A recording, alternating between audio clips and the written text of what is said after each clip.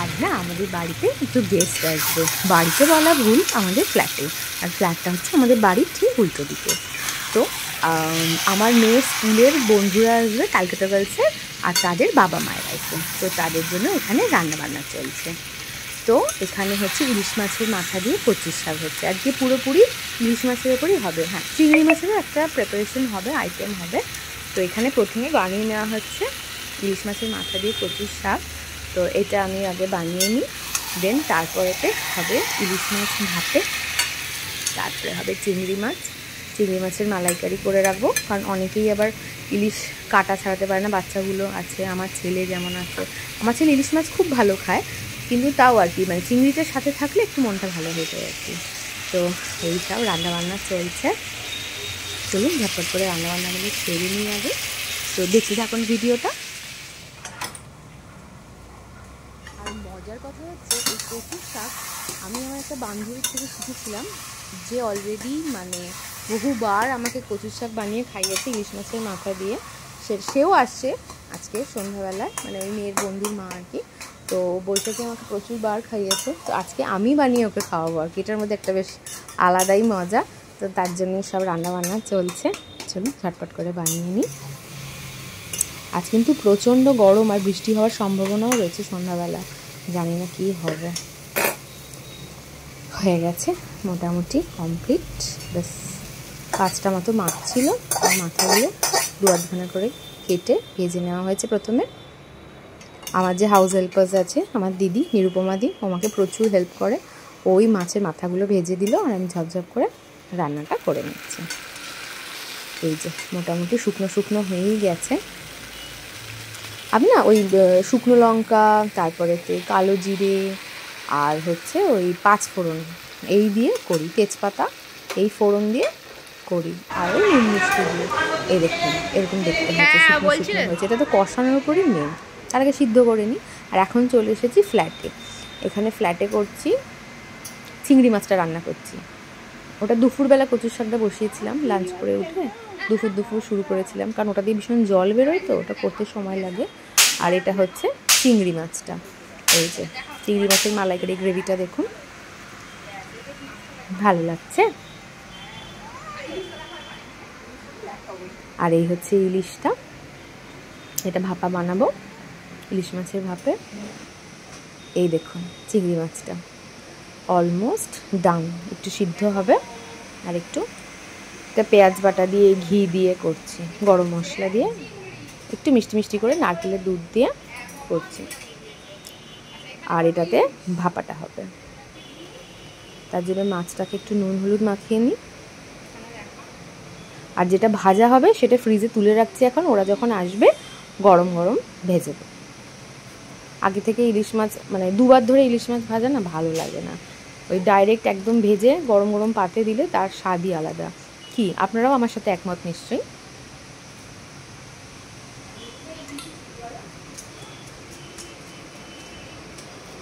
হয়ে গেছে, রেডি।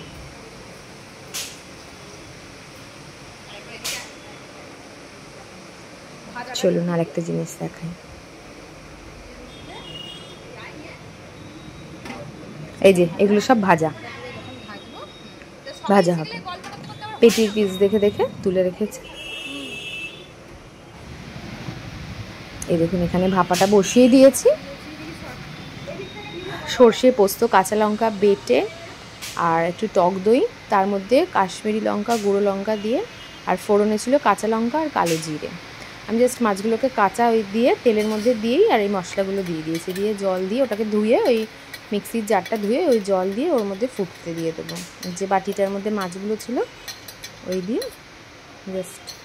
আর নামাবার আগে এখন একটু কাঁচা সর্ষের তেল ওপর দিয়ে ছড়িয়ে দেবো, আর নামাবার আগে একটু সর্ষের তেল আর কাঁচা লঙ্কা কটা ফেরে ওর মধ্যে দিয়ে দিয়েছি। ভাপেতে আমি মাছ ভাজা করে করি না, ওই মাছ ভাজার টেস্ট আসে না। আমি জানি না এক একজনের এক এক রকম করে, আমি যেটা করি আমি আমার প্রসেসটা বললাম আর কি। এই যে আর এখানে আমার ছেলে তার ক্যাপ ফাটিয়েই চলেছে, পুজো এসে যাওয়া মানেই ওর ক্যাপ ফাটানো চালু।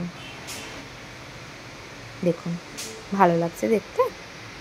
এই যে একটু সর্ষের তেল ওপর থেকে ছড়িয়ে দিলাম, ব্যাস এটা এবার ফুটে ফুটে ফুটে ফুটে গ্রেভিটা একটু যখন কমে আসবে তখন নামিয়ে নেব।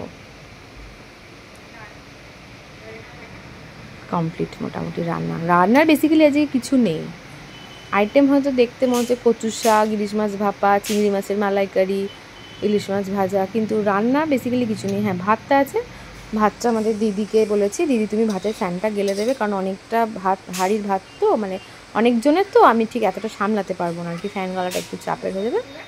দিদি তো অলওয়েজ রেডি, দিদি বললো হ্যাঁ আমি করে দেবো। আর এখানে আমার মেয়ের বান্ধবীরা সব খেতে বসে গেছে। এই যে এখানে আমার বন্ধুরা চলে এসেছে, মেয়ের বন্ধুর মা মানে আমারই বন্ধু হলো, সব মাছ ভাজতে লেগে গেছে, ইলিশ মাছ ভাজা। ওরা বললো সরেছে আমাকে দে, আমরা ভাজছি। সবাই মিলে করলে কত ভালো লাগে, বেশ খুব আনন্দ হয়। অনেকদিন ধরেই ভাবছিলাম ওদেরকে একদিন ইনভাইট করে খাওয়াবো, হচ্ছিল না, সব পরীক্ষা চলছিল স্কুলের, যার জন্য হচ্ছিল না। ফাইনালি আজকে সুযোগ পেয়েছি সবাইকে একসাথে আনবার, খুব ভালো লাগছে।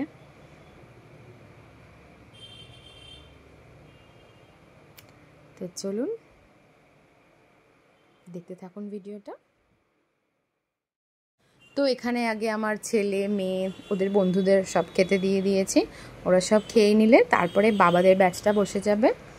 তো তারপর বাবাদের হয়ে গেলে তারপর আমরা মায়েরা বসে যাব এক সাইডে। তো এই হচ্ছে প্ল্যান। মোটামুটি এখানে মাছ ভাজার ডান সব হয়েই গেছে, এটা লাস্ট ব্যাচ চলছে মাছ ভাজার। বাস চলো না, এখানে আরও আছে কয়েকটা, বাস এই হয়ে গেলে হয়ে যাবে মাছ ভাজা। এই যে এখানে বাবারা বসে গেছে খেতে, বাচ্চাগুলোর হয়ে গেছে, ওদের আইসক্রিম দিয়ে দিয়েছি। আমাদের বাড়ির পাশে না একটা অরুণ আইসক্রিমের দোকান হয়েছে, জানেন তো? আপনারা কে কে অরুণ আইসক্রিম খেয়েছেন প্লিজ কমেন্টে লিখে জানাবেন। আমার দারুণ লাগে, সস্তায় পুষ্টিকর, ঠিক আছে, হেব্বি লাগে অরুণ আইসক্রিম খেতে। ওই ম্যাগনাম বাবা কি বাজে খেতে, আর এককারি দাম। ইস, তার থেকে অরুণ আইসক্রিম অনেক ভালো, প্রচুর অপশন অরুণ আইসক্রিমের, ফ্লেভারগুলো ফাটাফাটি, মানে সস্তায় বাসিম রবিন্সের টেস্ট, মানে ফাটাফাটি, শুধু চিৎকার। আমার তো দারুণ লাগে কেন চিৎকার। এইখানে দেখুন আর একটা অরুণ আইসক্রিম চিৎকার করে চলেছে, ঠিক আছে, ওর সমবয়সী তো কেউ নেই তার জন্য। আর এইখানে কয়েকটা ভাপা দিয়েছি গরম করতে, কেন কি আমরা মায়েদের এখন খালি বাকি। বলুন আপনার কেমন লেগেছে খেয়ে? আমাদের দাম এটা 7 স্টার। ও বাবা, থ্যাংক ইউ। Not 5 star. ও আচ্ছা, তুমি বলো অজয় তোমার কেমন লেগেছে? আচ্ছা আচ্ছা, হ্যাঁ ঠিক আছে, ভালো লেগেছে, কিন্তু পেটটা ভর্তি হয়ে গেছে, তাই তো? আর একটু খেতে হতো, এখনো পেটে জায়গা আছে, তাহলে খেতে হবে তো। কি হলো, কড়াই তো আছে, প্রচুর খেয়ে নিয়ে। দি কি সব বলে। বিভুদা তোমার কেমন লেগেছে? ভালো লেগেছে। তোমার অনারে কচুর শাক হয়েছে, ভালো লেগেছে তো? অয়নাংশু ও তো মাছ খায় না, তাও কেমন লাগলো? তোমার কেমন লেগেছে বলো? ঠিক আছে, তোমরা এখন কি খাচ্ছ? দেখাও আইসক্রিম, কিন্তু আমরা অরুণের কোনো করছি না, এমনি জাস্ট দেখা।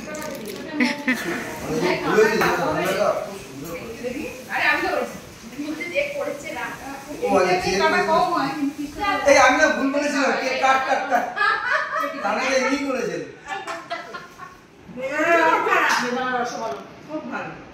আমি বলবো আমি কি খাই, হিমোগ্লোবিন বাড়া খাই না, ঠিক আছে ওদেরকে দিয়ে ছাড়িয়ে রেখেছি। আমি ভালো করে দিচ্ছি, হ্যাঁ নিয়ে এই কতটা খা ভাষা তোমার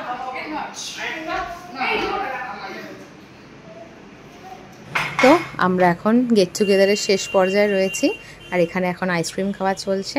কেমন লাগলো ভিডিওটা অবশ্যই করে জানাবেন। ভালো থাকুন, সুস্থ থাকুন, দেখা হচ্ছে পরের ব্লগে।